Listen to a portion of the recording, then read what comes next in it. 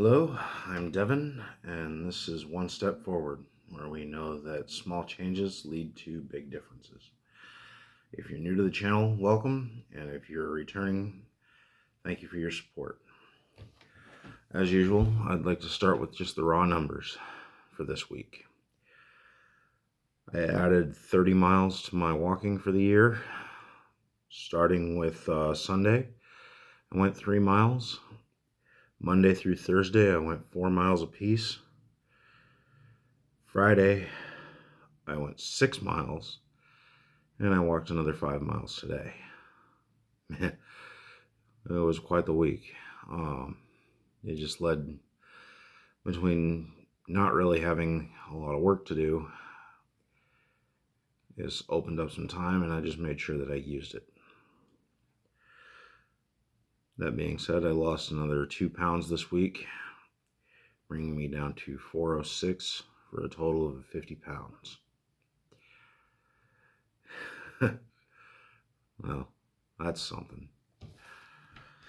I didn't even realize that it was a round number yet. But progress is progress. And I'm thankful for all of it.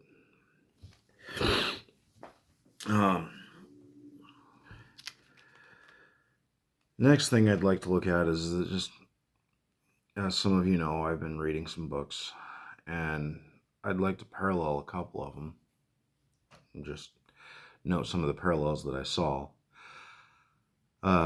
These are between two people, David Goggins in his book Can't Hurt Me, and Arnold Schwarzenegger in his book Be Useful. Saw about 4 real parallels that I can draw, and there's probably a number more, but these ones just kind of stood out to me. Both of them said that it's a good idea to look in the mirror. And that's, by that I mean a good solid look.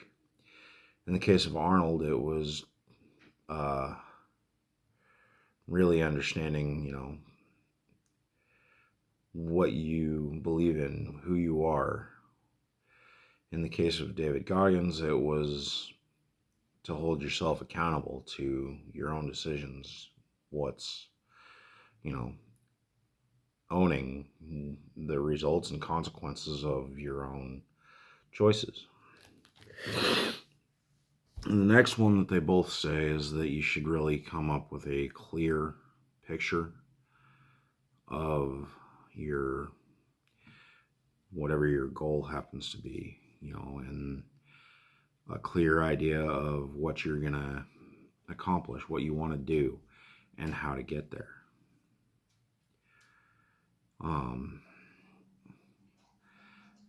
Goggins was more specific to, his future and where he wanted to go. Arnold even gave a couple of examples as to how to do this. And in one case, he says one way is to start small and broaden it out. And then the other way is to start very, very broad and general and narrow it in, bring it into focus. Another thing that they both brought up is to watch out for the naysayers.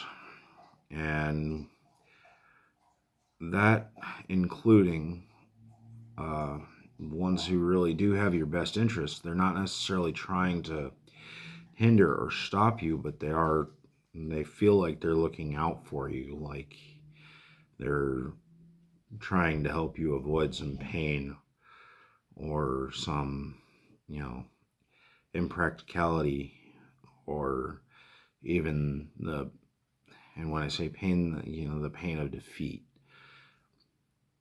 And you really have to remember that, but sometimes it's, what if you succeed? What if you are after the goal, and while there's some challenges in the way, and sometimes they don't work out, that's That's just part of life. There's going to be some fails. But if you don't give yourself the chance to succeed, then there's no way that you can. I mean, it's, without even the chance of success, then you definitely do fail. But you have to give yourself that chance. And I just thought that was kind of interesting. And the last one that I want to pick up on, and I'm sure I could go back and read these books and come up with several more, but the last one that I want to touch on is they both say that nobody does it on their own. David Goggins recognizes his team and all of the people that have helped him, when he goes through 100-mile races and trainings, and, and then Arnold literally says, don't ever call him a self-made man, because he recognizes everybody in it, that has came through his life, from his parents who literally made him, to the guy who helped him get to America, to everybody that he worked with in Hollywood, to the people that he worked with in when he became governor. So he literally says, don't ever call him a self-made man. And these are two very different but very successful people that have some real parallels into their philosophy, and it's been insightful, and it's given me some drive to continue to do what I'm trying to do, which, involves, yes, losing my weight and getting healthier, and then even to the point of starting this channel. So that being said, one of the points that I want to work on for this week is the idea of procrastination. And this is an old friend of mine. I used to consider it a skill. I literally used to look at myself and go, okay, cool. I can pinpoint on this project how much time I need and put it off until I have exactly enough time to get it done. What I really should have been doing was dig in and get it done. So it's almost the enemy of accomplishment, and because deadlines, you go through school and you go through, and when you work for somebody else, they always have this deadline. And a number of those are only there when you're willing to adhere to those deadlines. So when you have to set those deadlines yourself and you're accountable to those deadlines, it makes it easy to push them back and push them back and push them back. Instead of, and it makes room for these excuses. So instead of procrastinating, you have to be going, okay, what excuse am I writing myself? How do I get rid of it? Like for these walks, for a while the excuse was, well, I don't have the right kind of shoes. Well, that was my own excuse. So the answer was, well, go out and get a pair of tennis shoes. Even if they're, simple cheapos to start, that's fine. But I went and got the right kind of shoes to go for the walks. And then it was, well, I only have jeans. Jeans are not comfortable for walking in. Okay, answer. Find a way to get some athletics, even if it's, a cheap pair or one really good pair. Get those so that you don't have that excuse and go for a walk. And then another way to get by the whole procrastination idea, one that I use myself, is, if I'm working toward,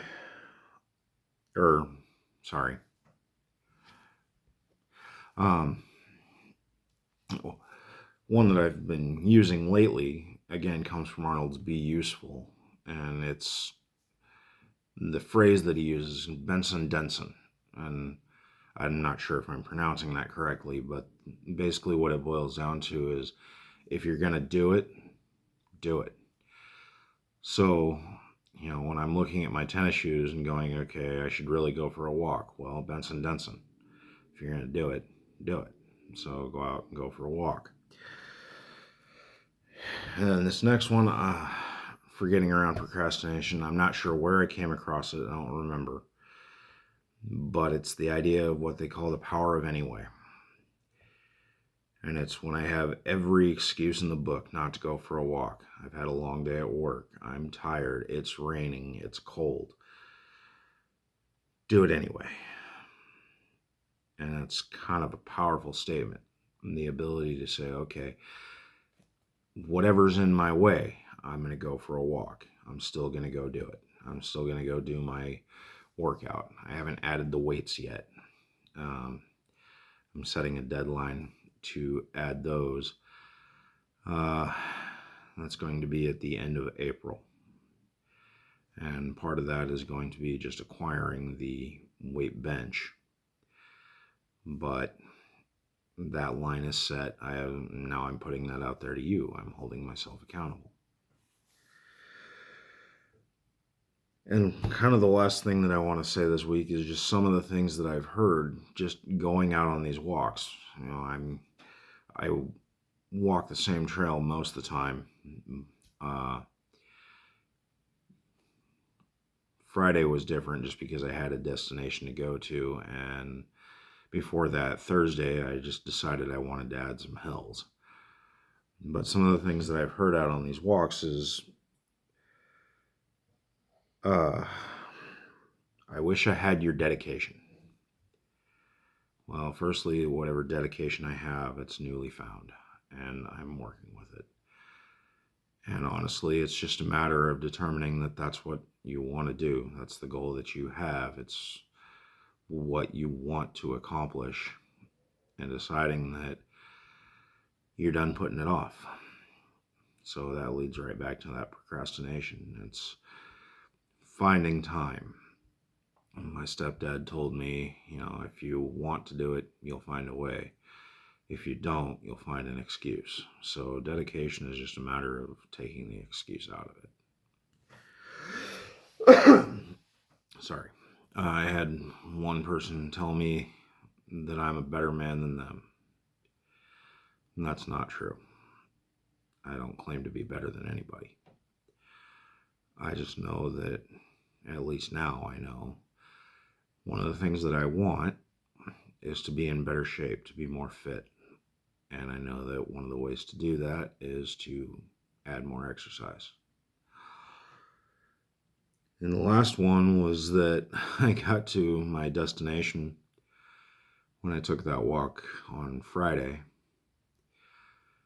And somebody that I know, he looked at me and he goes, "You crazy, man?" And all I could think was, I went for a walk. Is that, if that's the benchmark for crazy, I must be insane. But, sometimes where we're at, especially, after certain things have happened, some people just don't understand the idea of taking a walk anymore and think that takes a lot of effort. Well, if you pace yourself and you go for that walk, I wasn't on any timeline or deadline. You can give that to yourself. And sometimes life says, okay, yeah, you've got to be done by dot time. Fine. But making the time to go for a walk and actually going for a walk, I don't feel like that's that crazy. So, that's kind of what I got for this week. Feel free to like, comment, and subscribe. I'm out to take my next step forward. Thanks, guys.